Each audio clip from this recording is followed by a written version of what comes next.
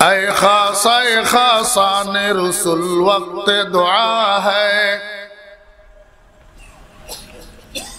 ऐ खासान रसूल वक्त दुआ है, उम्मत पे तेरे आके अजीब वक्त पड़ा है।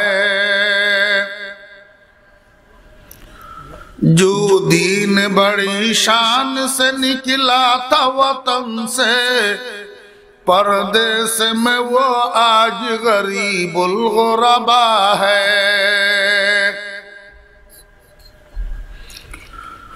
जिस दीन के मदऊ थे कभी सीरज़ व किसरा, उस दीन में खुद भाई से अब भाई जुदा है।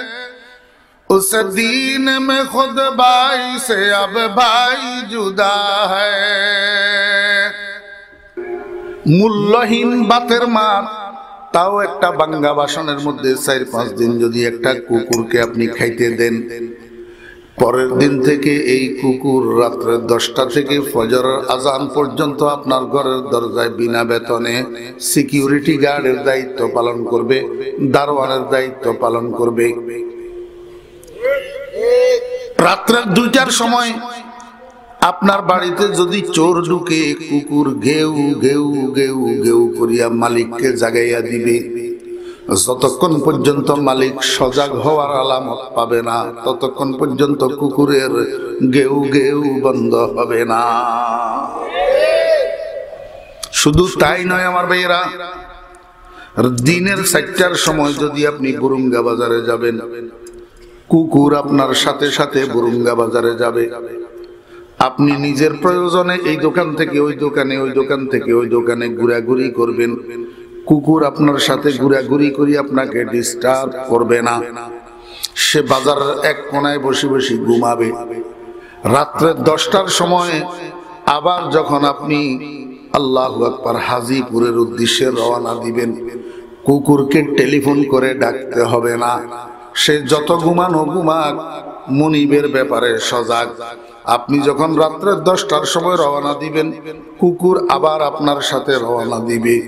একটু বেশ কম আছে, দিনের বেলায় সে আপনার সাথে বুরুঙ্গা বাজার গেছে, আপনার আগে আগে হাঁটে নাই, পিছনে পিছনে থাকবে।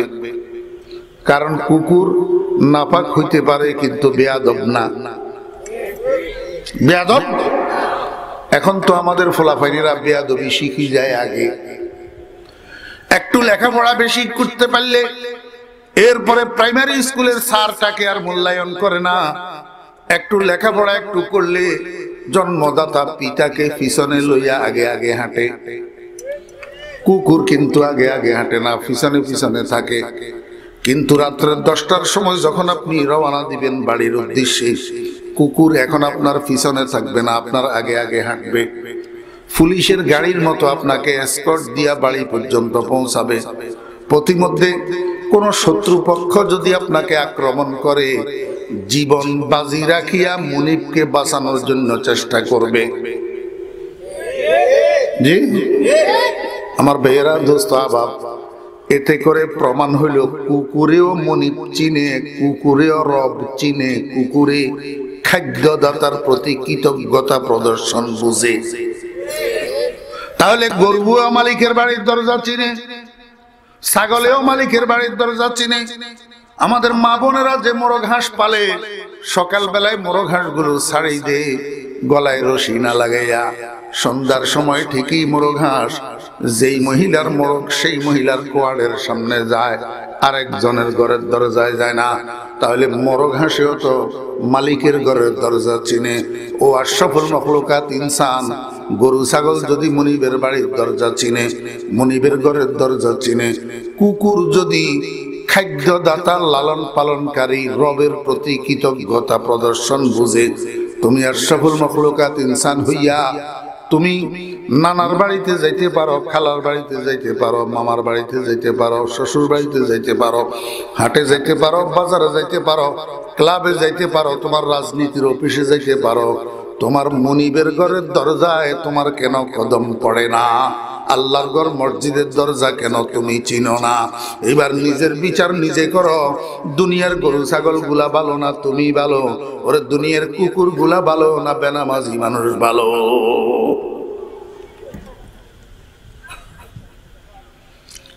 এর চেয়ে ভালো করে বুঝানোর যোগ্যতা আল্লাহ আমারে আর দে নাই। আল্লাহ আমাদেরকে কি বানাইছে? মানুষ না পশু? কি বানাইছে? মানুষ। পশু বানায় নাই। বুঝে থাকলে বলুন তো যুবক ভাইয়েরা, তরুণ ভাইয়েরা, হাজিপুরবাসী, স্কুল কলেজের ছাত্র ভাইয়েরা, রাজনীতি করো যে আমার ছোট ভাইয়েরা, আমাকে একটু বলো, মনুষ্যত্ব আর পশুত্ব দুইটা কি সেম না বেশ কম আছে? জি আমার ভাইয়েরা, দোস্ত আবাব, কি বেশ কম? মানুষের শরীরে যেরকম রক্ত আছে, গোশত আছে, হাড্ডি আছে, পশুর শরীরে তো এরকম রক্ত আছে, গোশত আছে, হাড্ডি আছে, আছে না নাই? মানুষের যেরকম খাওয়া আছে, পায়খানা করা আছে, পশুর এরকম খাওয়া আছে, পায়খানা করা আছে। মানুষের যেরকম যৌন শক্তি আছে, সন্তান জন্ম দেওয়ার ক্ষমতা আছে, পশুর কাছে এরকম যৌন শক্তি আছে, সন্তান জন্ম দেওয়ার ক্ষমতা আছে, আছে না নাই? আমার ভাইয়েরা, দোস্ত আহবাব, তাহলে মানুষ আর পশুর মধ্যে পার্থক্য কি? পার্থক্য হলো মানুষ একটা জিনিস বুঝবে, পশু একটা জিনিস বুঝবে না। সেটা কি? পশু মালিকের আদেশ কোনটা আর নিষেধ কোনটা, মালিকের অনুমোদিত কোনটা আর নিষিদ্ধ কোনটা, এটা পশু বুঝে না। এই জন্য বাড়ির থেকে মাঠে নেওয়ার সময় জমিনের লাইলের পাশে ধান পাইলে কার জমিনের ধান এটা গরুয়ে বুঝে না, কামড় দিতে চায়। ঠিক না বেটি? কিন্তু মানুষ বুঝতে হবে আমি কামড় দিতেছি যে এটা কার মাল, অনুমোদিত না নিষিদ্ধ। যদি মানুষে অনুমোদন আর নিষেধ না বুঝে, গরুয়ে অনুমোদন আর নিষেধ না বুঝে, তাহলে মনুষ্যত্ব আর পশুত্বের মধ্যে পার্থক্য কি হইল? তাহলে তুমিও মানুষের রূপে পশু। গর্ভসূরত আদমি ইনসান শোদে, গর্ভসূরত আদমি ইনসান শোদে, আহমদ আবু জেহল হাম এক সাঁ শোদে। মানুষের সর্দার মুহাম্মদুর রাসূলুল্লাহ সাল্লাল্লাহু আলাইহি ওয়াসাল্লাম আর পশুর সর্দার আবু জেহেল। পশুর সর্দার আবু জেহেল। আপনারা বলবেন হুজুর আবু জেহেল তো মানুষ, আল্লাহ কয় হাতে পশুর চেয়েও খারাপ। বালহুম আদাল, বালহুম আদাল, পশুর চেয়েও খারাপ।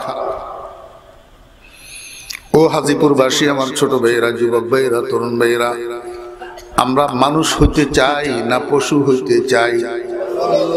মানুষ হইতে চাই। মানুষ হইতে চাইলে আমরা কি করব?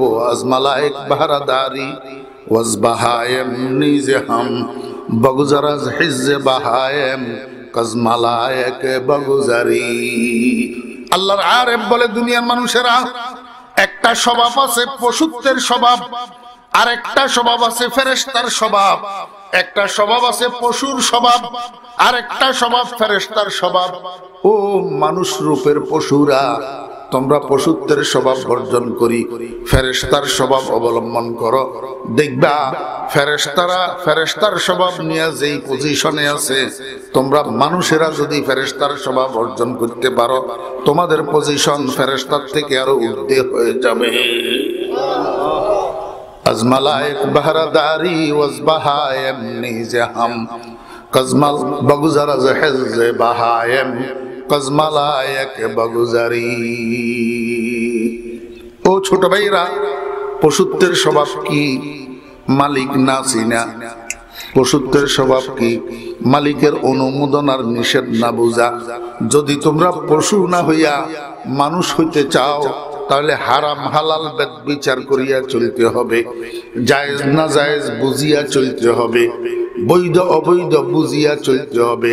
যদি পশু না হইয়া মানুষ হইতে চাও, 5 ওয়াক্ত আল্লাহ পাকের কৃতজ্ঞতা প্রদর্শন করার জন্য, আল্লাহকে সিজদা করার জন্য, আল্লাহর শুকরগুজারি করার জন্য তোমাকে মসজিদে যাইতে হবে। বুঝছেন না বুঝেন নাই? আল্লাহু আকবার। ও ভাইয়েরা দোস্ত আবাব, এক নম্বর কথা, আল্লাহ পাক রব্বুল আলামিন কুরআন শরীফের মধ্যে ইরশাদ করেন, জাহারাল ফাসাদু ফিল বাররি ওয়াল বাহর, জাহারাল ফাসাদু ফিল বাররি ওয়াল বাহর। বাররুন মানি মরুভূমি, মরুভূমি। বাররুন মানি মরুভূমি, যেখানে পানির সংকট, খাল নাই, বিল নাই, নদী নাই, নালা নাই, পানির সংকট, এটাকে বলা হয় বাররুন। আর বাহারুন বলা হয়, বাহারুনের আবিধানিক অর্থ যদিও সাগর, কিন্তু বাহারুন বলা হয় জমিনের ওই অংশকে, যেই অংশের মধ্যে আল্লাহু আকবার কিছু শুকনা জায়গাও আছে, কিছু পানিও আছে, খাল আছে, বিল আছে, নদী আছে, নালা আছে, এটাকে বলা হয় কি? বাহার। এক তাফসীর। আরেক তাফসীর হলো বাররুন মানে শুকনা জায়গা, স্থল। আরেক বাহারুন মানে হইল সাগর, মহাসাগর, নদী, নালা। আল্লাহ পাক রব্বুল আলামিন বলেন, স্থলে আর জলে বিপর্যয় চড়াইয়া পড়ছে। আজকে স্থলে জলে এই কথা কইয়া কি বুঝায় আমার ভাইরা দোস্ত আহবাব? আল্লামা ইবনে কাসির রাহমাতুল্লাহ আলাইহি তাফসীর ইবনে কাসিরের মধ্যে বুঝায়, হে দুনিয়ার মানুষেরা, পৃথিবী যে আল্লাহ পাক বানাইছেন দুই ভাগে বিভক্ত, এক ভাগ জল আর এক ভাগ স্থল। এক ভাগ জল আর এক ভাগ স্থল। হ্যাঁ, স্থলের থেকে জলের আয়তন বেশি, পানির আয়তন। গোটা পৃথিবীকে যদি 4 ভাগ করা হয়, 4 ভাগের 3 ভাগ হইল পানি আর 1 ভাগ হইল স্থল, 1 ভাগ স্থল। এই কথা কই আল্লাহ পাক কি বুঝায়? রব্বুল মাশরিকাইনি ওয়াল মাগরিবাইন। আল্লাহ কয়, আল্লাহ রব কিসের? দোনো মাশরিকের আর দোনো মাগরিবের। অন্য আয়াতের মধ্যে রব্বুল মাশরিকি ওয়াল মাগরিবি আছে, মাশরিকের রব আর মাগরিবের রব, অর্থাৎ পূর্ব দিগন্তের রব আর পশ্চিম দিগন্তের রব। এই কথার অর্থ কি? অর্থাৎ পূর্ব দিগন্ত, পশ্চিম দিগন্ত কইয়া গোটা পৃথিবী উদ্দেশ্য, গোটা পৃথিবীর রব, গোটা পৃথিবীর রব। কেমনে? রশি একটার 2 মাথা ধরি টান দিয়া উপরের দিকে উঠাইলে মাঝখান উঠে কি উঠে না? দচ্ছি তো আমি 2 মাথা, এখন টান দিছি পরে গোটা রুমাল উপরের দিকে উঠতেছে। তো তাহলে 2 মাথা ধরার অর্থ এটা পুরাটা ধরা, সেম না? তো রব্বুল মাশরিক আর রব্বুল মাগরিব মানে গোটা পৃথিবীর রব। তো জাহারাল ফাসাদু ফিল বাররি ওয়াল বাহরি মানে গোটা পৃথিবীর ভিতর, গোটা পৃথিবীর ভিতর। আমার ভাইয়েরা দোস্ত আহবাব, গোটা পৃথিবী যদি বলা হয়, সেখানে আল্লাহু আকবার যেমনি ভাবে স্থল বুঝায়, যেমনি ভাবে জল বুঝায়, তেমনি ভাবে আকাশও বুঝায়। আল্লাহ পাক বুঝাইতে চায়, হে দুনিয়ার মানুষেরা, হে মুসলমানেরা, হে ইমানদারেরা, একটা সময় তোমাদের জন্য এমন আসবে, কোথাও তোমাদের জন্য নিরাপত্তা থাকবে না।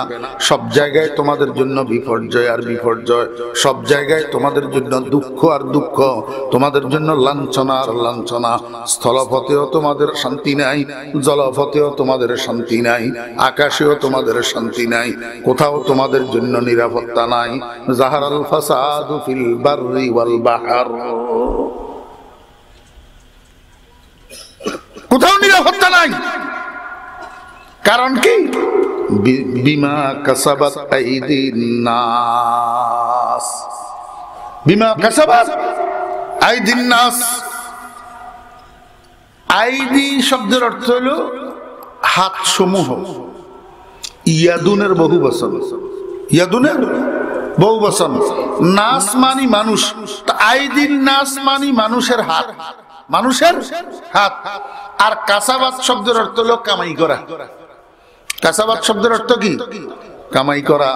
আল্লাহ পাক রব্বুল আলামিন বলেন, গোটা পৃথিবীর মধ্যে বিপর্যয় ছড়াইয়া পড়ছে, গোটা পৃথিবী অশান্ত হইয়া উঠছে, গোটা পৃথিবী অনিরাপদ হইয়া উঠছে। দোস্ত, কি কারণে? আল্লাহ পাক বলেন, বিমা কাসাবাত আইদিন নাস, তোমাদের হাতের কামাইয়ের কারণে, তোমাদের হাতের কামাই কারণে। হাতের কামাই মানে কি? দোস্ত, হাতের কামাই মানি হইল হাত দিয়া মানুষে কাজ করে, হাত দিয়া মানুষে কি করে? কাজ করে। সেই কাজের কারণে মানুষে বেতন পায়, ঠিক না বেঠিক বলেন? হ্যাঁ, বেতন দুই প্রকার।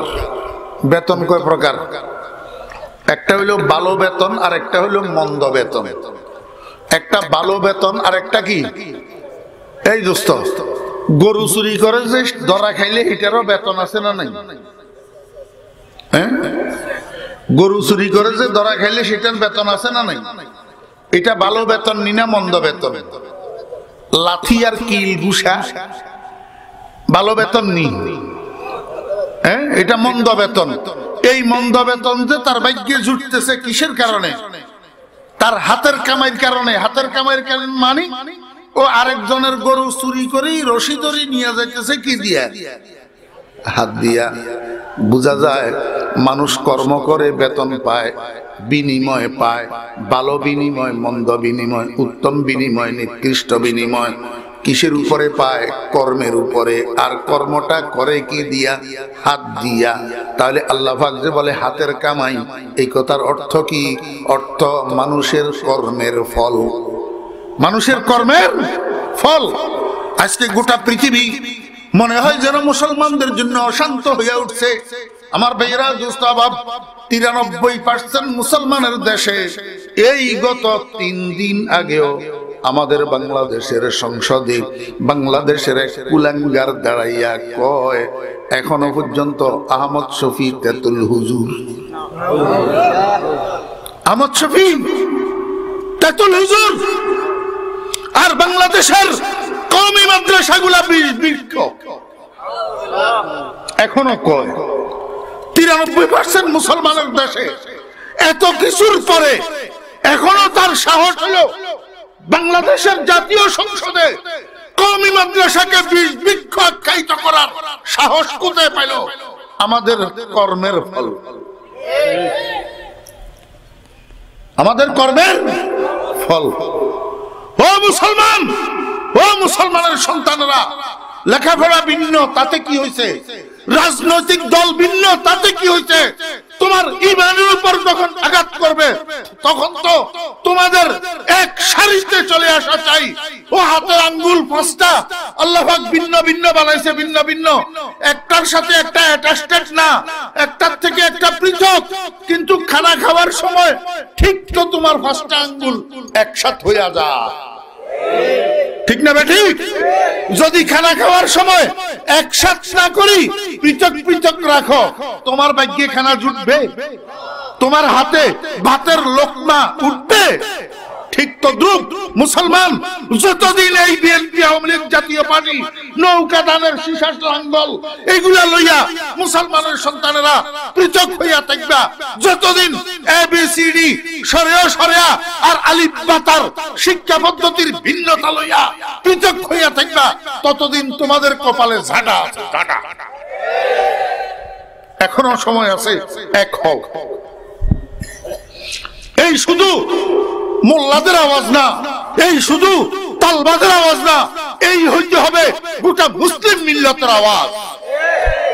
এটা হইতে হবে সমস্ত মুসলমান নওজওয়ানের আওয়াজ।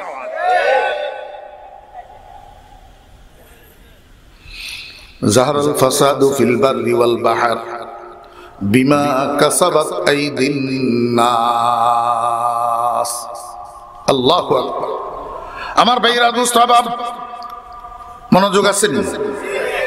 মজমুনে জুমলা, মজমুনে জুমলা, জাহারাল ফাসাদু ফিল বাররি ওয়াল বাহর বিমা কাসাবাত আইদিন নাস। এই পুরাটা জুমলা থেকে যেই কথাটা বোঝা যায় সেই জিনিসটা, ইয়ানি জহুরুল ফাসাদে ফিল বাররি ওয়াল বাহর, কেন জাহের হলো, কেন ছড়িয়ে পড়লো ফাসাদ? আজকে গোটা পৃথিবীতে মুসলমানদের জন্য বিপর্যয় কেন নেমে আসলো? এই বিপর্যয় তাদের হাতের কামাইয়ের কারণে, তাদের কর্মের কারণে আল্লাহ পাঠাইছে। এই বিপর্যয় কে দিছে? আল্লাহ দিছে। কেন দিছে? লিয়ুযীকাহুম বা'দাল্লাযী আমিলু।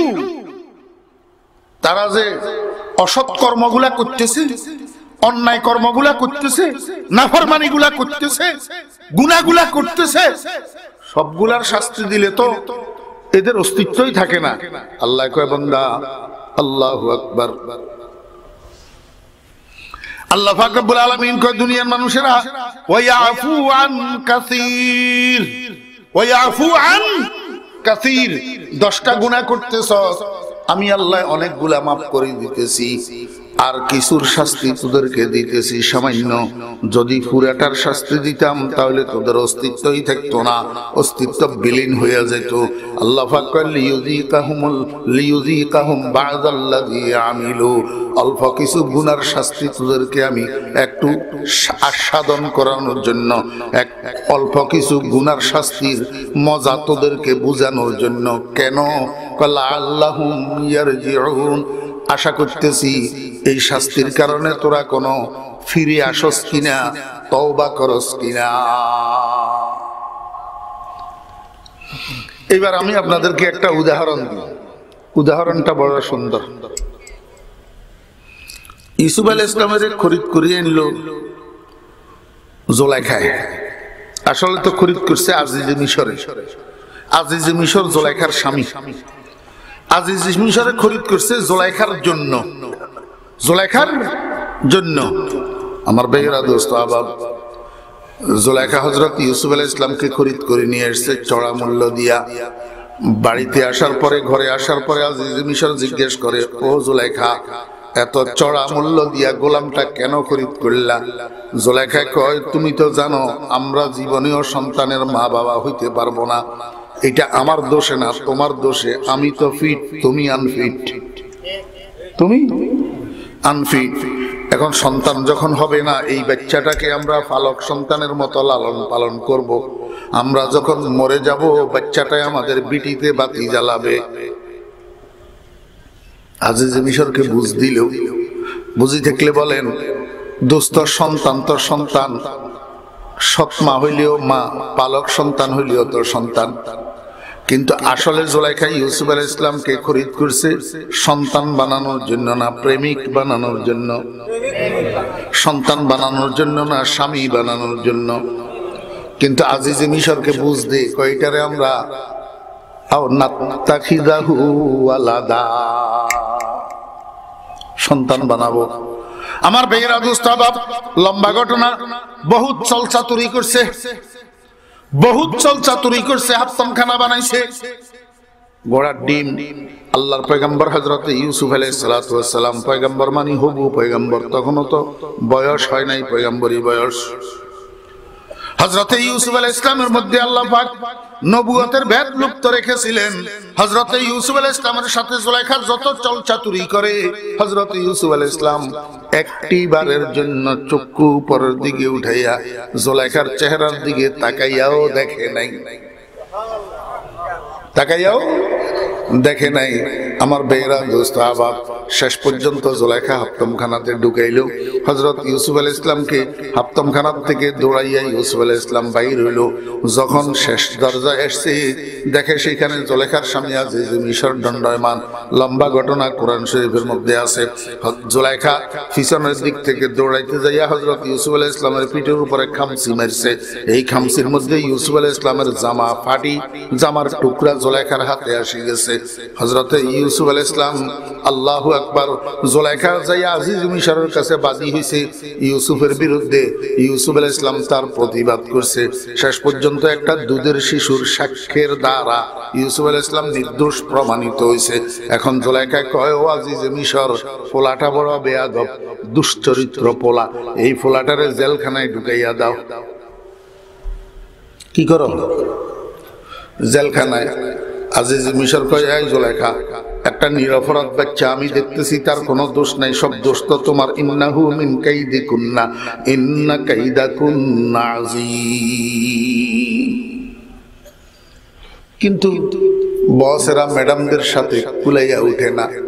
ম্যাডামেরা বসদের কানের কাছে ফুসু ফুসু ফুসু ফুসু কথা একটারে 100 বার কয়, তো কয়বার ডিনাই করা যায়? শেষ পর্যন্ত জুলাইখার মন রক্ষা করার জন্য আজিজ মিশর ইউসুফ আলাইহিস সালামকে জেলখানায় ঢুকাইছে। কোথায়? আমার প্রশ্ন হলো, জুলাইখা আসলে হযরত ইউসুফ আলাইহিস সালামের মহব্বত করতো কিনা? জি, কোনো সন্দেহ আছে? আল্লাহু আকবার।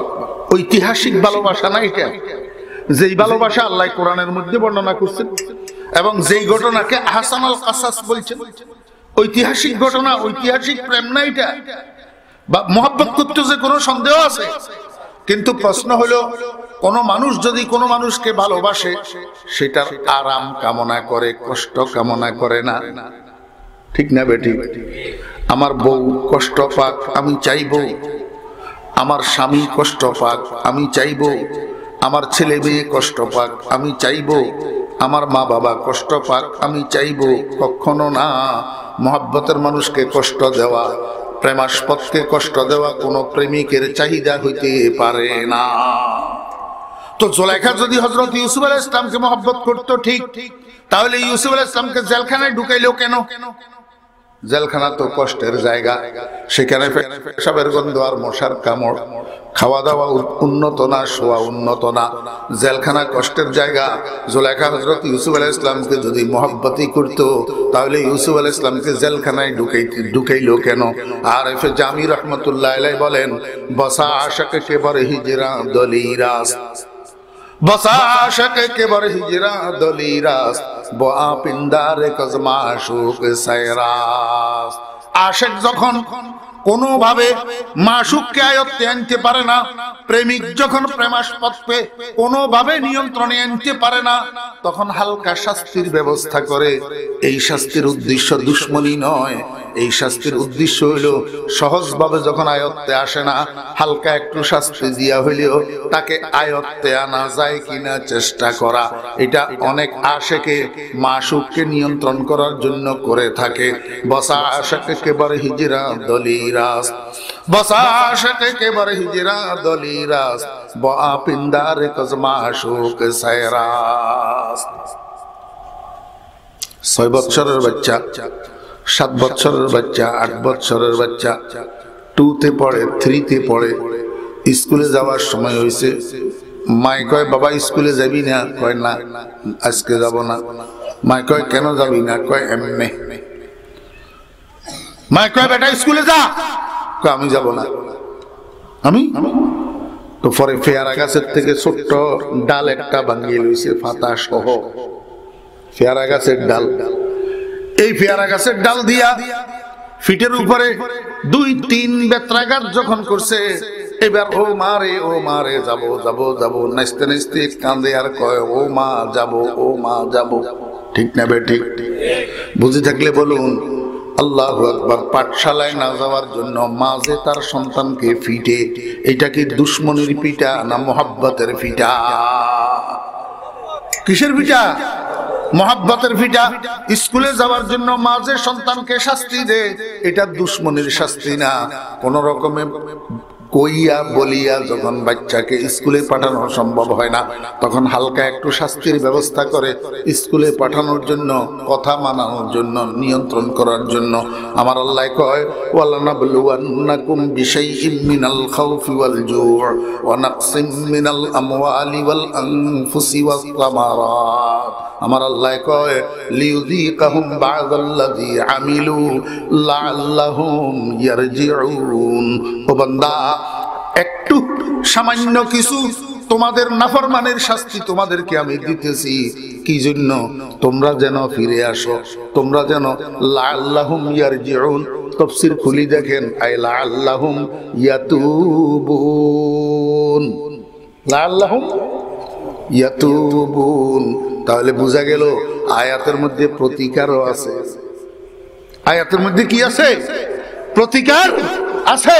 এই বিশ্ব মুসলিমের বিপর্যয়ের থেকে উত্তরণের উপায় আয়াতের মধ্যে আল্লাহ পাক বলে দিয়েছেন। সেই প্রতিকার হলো তওবা। সেই প্রতিকার কি ভাই? তওবা। ও দোস্ত, আজকে মুসলমানদের যেই বিপর্যয়, এই বিপর্যয়ের থেকে মুক্তি পাওয়ার একমাত্র রাস্তা হলো তওবা। একমাত্র রাস্তা কি? আল্লাহ পাক রব্বুল আলামিন কোরআন শরীফের 9 আয়াতের মধ্যে ইরশাদ করেছেন, ইয়া আইয়ুহাল্লাযীনা আমানু তুবু ইলাল্লাহি তাওবাতান নাসুহা। ও ইমানদারগণ, তোমরা আল্লাহর দিকে প্রত্যাবর্তন করো, তোমরা খালেস তওবা করো। অর্থাৎ যেই গুনার মধ্যে লিপ্ত আছো বিশুদ্ধভাবে এই গুনাহ থেকে ফিরে আসো, নিজে নিজে আল্লাহ পাকের সাথে সংকল্পবদ্ধ হও। রব্বুল আলামিন, এতদিন না বুঝিয়া মদ পান করছিলাম, এতদিন না বুঝিয়া জুয়া খেলছিলাম, এতদিন না বুঝিয়া রাত্র দিন 24 ঘন্টা আল্লাহু আকবার গান বাজনা নিয়ে পড়ে আছিলাম। আমি আমার এলাকার কথা বলতেছি, আপনাদের সিলেটের কথা বলতেছি না। আমার এলাকার মধ্যে এখন এই যে টাচ মোবাইল, এটা একটা মুসিবত হইয়া দাঁড়াইছে মুসলমানের সন্তানের জন্য, এই টাচ মোবাইল। এই জন্য আমি আমার সারা বাংলাদেশের মাহফিলগুলোতে বলি, ও আব্বা আম্মাগণ, আল্লাহু আকবার, যতক্ষণ পর্যন্ত আপনার মেয়ের বিয়ে না হবে ততক্ষণ পর্যন্ত আপনার মেয়েকে মোবাইল দিবেন না। মোবাইল এইটা শুনলেও আবার নারীবাদী কতগুলোর গায়ে জ্বালা পোড়া করবে। হ্যাঁ, ঠিক না ভাই? ঠিক। আমার ভাইয়েরা, দুস্থ অভাব, আমার মেয়ে আমার ঘরে জন্মগ্রহণ করছে, আমি লালন পালন করছি, আমি লেখাপড়া শিখাইছি, কিন্তু আমার জন্য না, আরেকজনের জন্য। ঠিক না ভাই? ঠিক। কার জন্য? ومن آياته أن خلق لكم من أنفسكم أزواجا لتسكنوا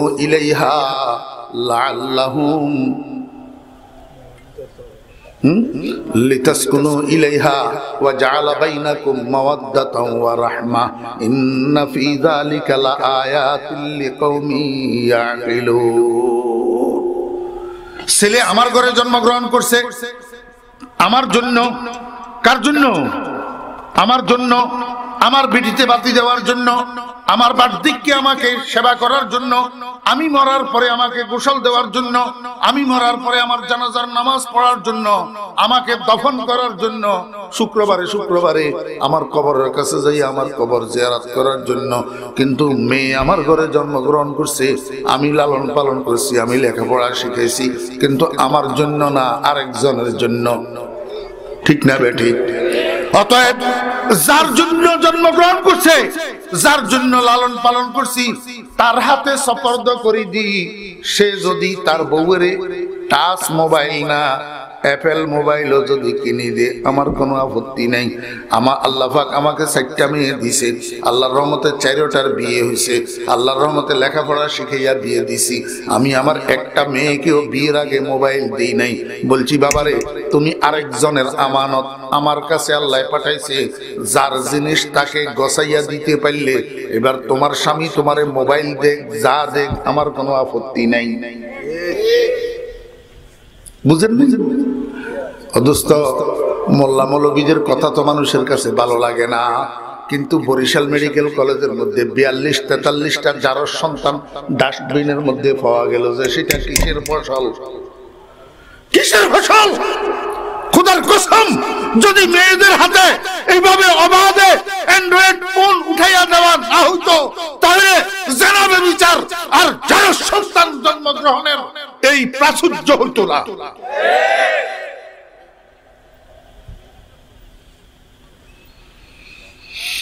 আল্লাহু আকবার।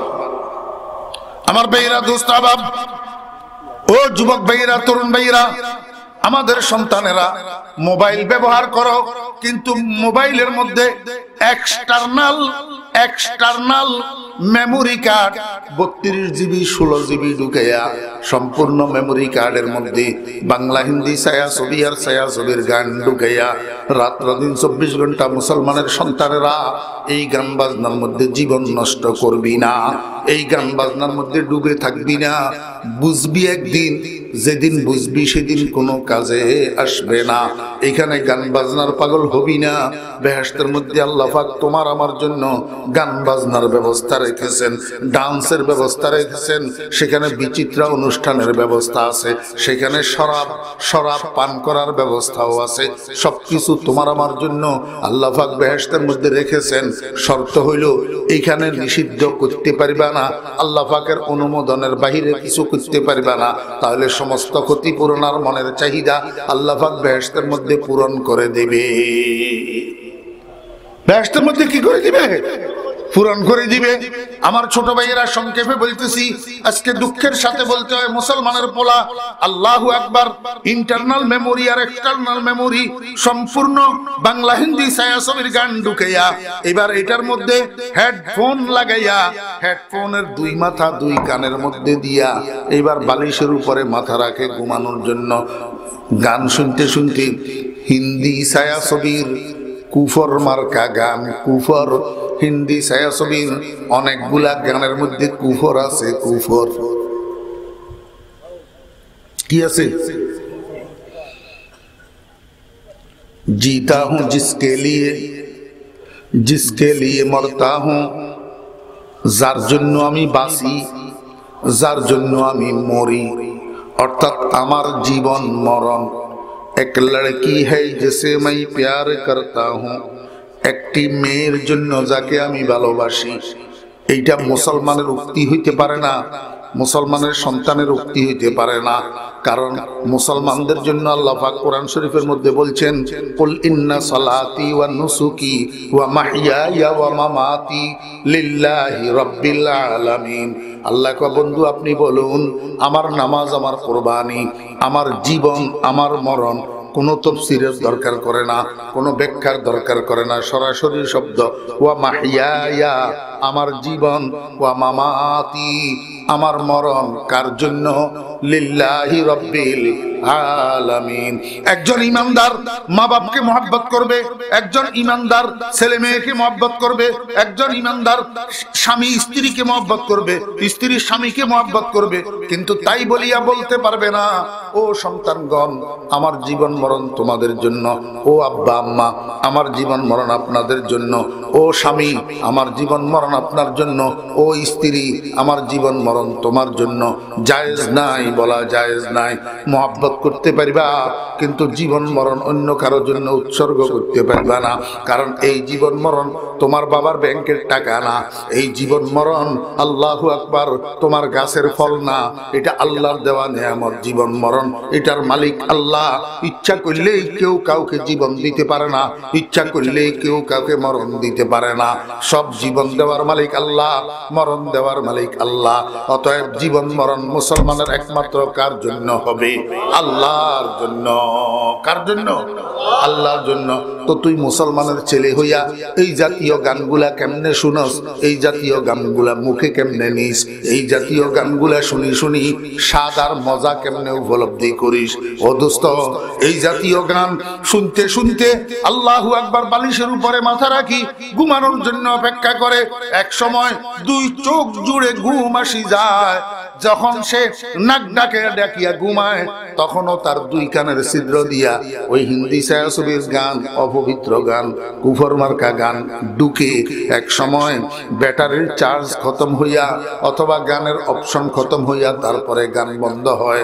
হাত জোড় করিয়া মিনতি করিয়া বলি, মুসলমানের সন্তানেরা, যদি এমন হয় আজকে রাত্রের ঘুমের মধ্যে তোমার মৃত্যু আসবে না, তার গ্যারান্টি তোমার কাছে কি আছে? যদি এই যে গান শুনতে শুনতে, নাফাক গান, এই ইন্ডিয়ান ছায়াছবির কুফর মার্কা গান শুনতে শুনতে যে তুমি ঘুমাইলা, আজকের রাত্রের ঘুমের মধ্যে যদি তোমার মরণ আইসা যায়, ও মুসলমানের সন্তান, আমার বাবারা, বেটারা, আমাকে একটু ইনসাফের সাথে বলো না, ওরে মুসলমানের ছেলে, আমলে ত্রুটি হইলে শাস্তি মাস্তি খাইয়াও একদিন আল্লাহ চাইলে বেহেশতে যাবে, কিন্তু ঈমান হারা হইয়া মারা গেলে জীবনেও বেহেশতের সুগন্ধিও পাওয়া যাবে না। চিরস্থায়ী হায়াত আবাদুল আবাদ জাহান্নামের মধ্যে আবু জেহেল আবুল আহাবের সাথে কাটাইতে হবে। এই জন্য মুসলমানের সন্তান বেআমল হইতে পারে কিন্তু বেঈমান হইতে পারে না। মরার সময় বেঈমান হইয়া যাতে না মরি, সেটার জন্য সজাগ থাকতে হবে। এই যে এই নাফাক গান শুনিয়া শুনিয়া ঘুমাইলি, ও মুসলমানের বাচ্চা, আজকের রাত্রের ঘুমের মধ্যে যদি তোমার মরণ আসি যায়, তুমি একটু বলো না ইমানের দাবিতে তোমার মরণটা ইমানের মরণ হইতেছে না কুফরের মরণ হইতেছে? হাত জোর করে বলতেছি, মুসলমানের সন্তানেরা এখনো সময় আছে, গান বাজনা ছাড়ো। এই গান বাজনা কুফরের মন্ত্র। আল্লাহর হাবিব জনাব রাসূলুল্লাহ সাল্লাল্লাহু আলাইহি ওয়াসাল্লাম বলছেন, এই গান বাজনা জেনার মন্ত্র। এই গান বাজনা মানুষের কলবের মধ্যে নেফাক উৎপাদন করে। যেমন জমিনে নতুন বৃষ্টি হলে নতুনের থেকে তরুতাজা ঘাস উৎপাদিত হয়, তেমন গান বাজনার আওয়াজ কানে দিয়া কলবে ঢুকলে এই কলবের মধ্যে নেফাক মুনাফিকি উৎপাদন হয়। ও মুসলমানের বাচ্চারা, আজকে 100-100-র মধ্যে 50% বিপর্যয় মুসলমানের সন্তানদের উপরে নামিয়ে আসতেছে এই গান বাজনার প্রাচুর্যের কারণে। মুসলমানের বাচ্চারা চরিত্রহীন হইতেছে, মুসলমানের বাচ্চারা জেনায় নিপতিত হইতেছে এই গান বাজনার কারণে। তওবা করো, ইয়া আইয়ুহাল্লাযীনা আমানু তুবু ইলাল্লাহি তাওবাতান নাসুহা।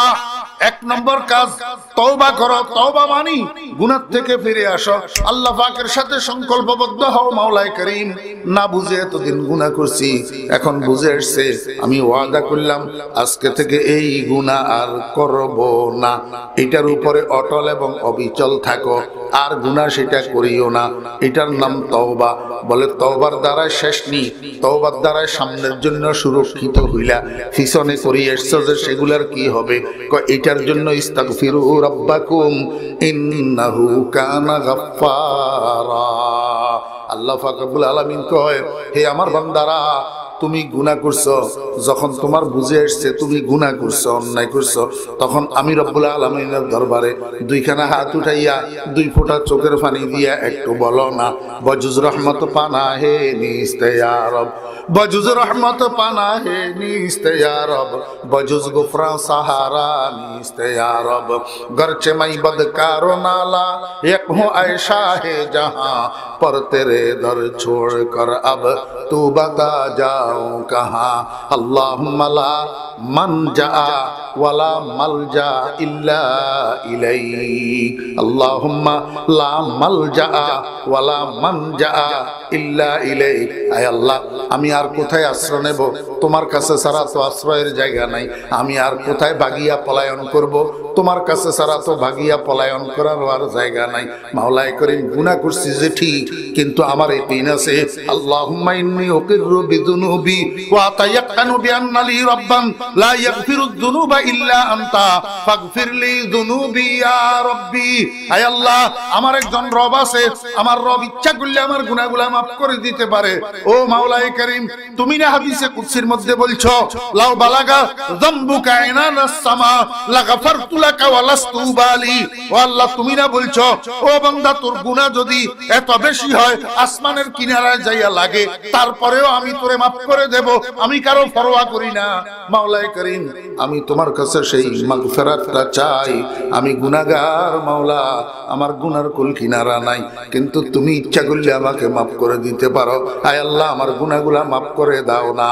ও আল্লাহ, আল্লাহ কয়, বান্দা, শেষ রাত্রে 4টার সময় ঘুম থেকে উঠ, ঠান্ডা পানি দিয়া ওযু কর, তাহাজ্জুদের নামাজ পড়। তাহাজ্জুদের নামাজ পড়ি, এবার 2খানা হাত ভিখারির মতো আমার দরবারে উঠা, 2 ফোঁটা চোখের পানি কোন রকমের দিতে পারস নি, দেখ 2 ফোঁটা চোখের পানি দিয়া আমার কাছে মাপ চা। ইস্তাগফিরু রাব্বাকুম। ও বান্দা, তোর মাপ চাইতে দেরি, আমার মাফ করতে দেরি না।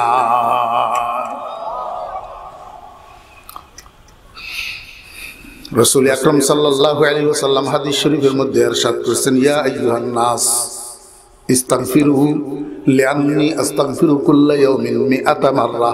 ও দুনিয়ার মানুষেরা, ওয়া ফি রিওয়ায়াতিন ইয়া আইয়ুহাল্লাযীনা আমানু, ও ঈমানদারগণ, ইস্তাগফিরু, তোমরা ইস্তিগফার করো, ইস্তিগফার করো, মাপ চাও আল্লাহর কাছে। লিআন্নী আস্তাগফিরু কুল্লা ইয়াউমিন মিআতা মাররা। আমি নবী, আমি রাসূল, আমি মাসুম, আমার গুনাহ নাই, তারপরেও আমি প্রতিদিন 100 বার আল্লাহর কাছে গুনাহ মাপ চাই। তোমরা কেন আল্লাহর কাছে মাপ চাইতে পারবে না? আমার ভাইরা, মুস্তাহাব, ও মুরব্বিয়ানে কেরাম, যুবক ভাইরা, যে অবস্থায় যে প্রেক্ষাপটে আছো, প্রতিদিন সকাল বেলায় 100 বার, বিকাল বেলায় 100 বার আস্তাগফিরুল্লাহ আস্তাগফিরুল্লাহ আস্তাগফিরুল্লাহ আস্তাগফিরুল্লাহ আস্তাগফিরুল্লাহ আস্তাগফিরুল্লাহ আস্তাগফিরুল্লাহ আস্তাগফিরুল্লাহ আস্তাগফিরুল্লাহ আস্তাগফিরুল্লাহ আস্তাগফিরুল্লাহ। কতবার? 100 বার। সকালে 100 বার পড়বা, বিকালে 100 বার পড়বা। কি ফায়দা হবে? আল্লাহর হাবিব বলেন, মান লাজিমাল ইস্তিগফার জাআলাল্লাহু লাহু মিন কুল্লি হাম্মিন ফারাজা ওয়া মিন কুল্লি যায়কিন মাখরাজা ওয়া ইয়ারযুকুহু মিন হাইসু লা ইয়াহতাসিব। যে ব্যক্তি সকাল বিকাল ইস্তিগফারকে নিজের জন্য কম্পালসারি করে নেয়, সকাল বিকাল প্রতিদিন আল্লাহর দরবারে গুনাহ মাপ চায়, ইস্তিগফার করে, তারে আল্লাহ পাক রব্বুল আলামিন দুনিয়ার সকল সংকটের থেকে আল্লাহ পাক রব্বুল আলামিন উত্তরণ দান করেন, সকল আল্লাহু আকবার তঙ্গিদ থেকে আল্লাহ পাক ফরাগত দান করেন। আল্লাহ পাক তাকে গায়েবী ভাবে রিজিক সরবরাহ করেন, এমন জায়গা থেকে যে সে কল্পনাও করতে পারে না। অথচ যুবক ভাইরা ইস্তিগফার করবেন তো ইনশাআল্লাহ। সবচেয়ে বড় নিয়ামত, সবচেয়ে বড় নিয়ামত, ইন্নাল্লাহা লা ইউআযযিবু কওমান ওয়া হুম ইস্তাগফিরুন। যখন মানুষ কোন গোত্র, কোন কওম ইস্তিগফারের মধ্যে নিয়োজিত থাকে, যতক্ষণ তার মুখে ইস্তিগফার চালু থাকে, ততক্ষণ আল্লাহ পাকের আযাব গজব তার কাছে আসে না, আসে না।